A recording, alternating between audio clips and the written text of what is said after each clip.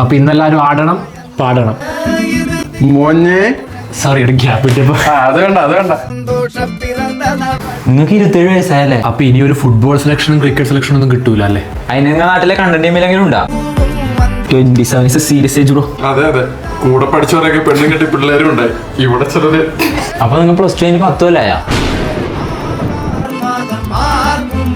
മോനെ happy birthday. Thanks അച്ഛാ.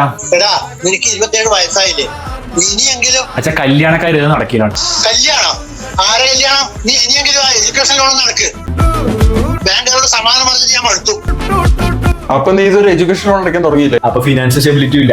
ഈ കേക്കും ഡെക്കറേഷനും മേടിക്കാനല്ലോ വെച്ചാൽ ഞാൻ അമ്മേനെ നോക്കിയത്. ബാ മക്കളെ നമുക്ക് കേക്കെങ്കിലും കഴിക്കാം. അപ്പൊ ഇന്നത്തെ ലഞ്ചും ബ്രേക്ക്ഫാസ്റ്റും ഇതന്നെ. എന്തേ അച്ഛാ? എടാ നിന്റെ പിറന്നാളായിട്ട് ഞാൻ കേക്കും ചിക്കനെല്ലാം വാങ്ങി അതിന്റെ പൈസ ഒന്ന് അയച്ചതാണ്. Hello range പോയോപ്പാ. ഈടെ കേക്ക് വാങ്ങി തന്നെ അമ്മേരെ പൈസ. നിന്റെ അമ്മേരെ കുട്ടേട്ടാ, നിന്റെ അമ്മേരെ പൈസ ഞാൻ തരാം.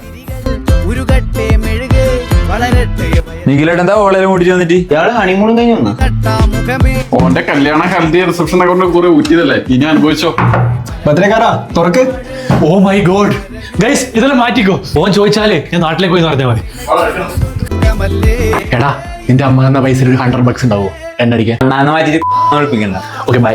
ഇവനെന്ത് ഫോൺ എടുക്കാത്ത? അവന്റെ ഒരു ബിയറെങ്കിലും കിട്ടോ? ബിയറാ പബ്ബിൽ കൊണ്ടോ ഇതിന്റെ സംഭവം?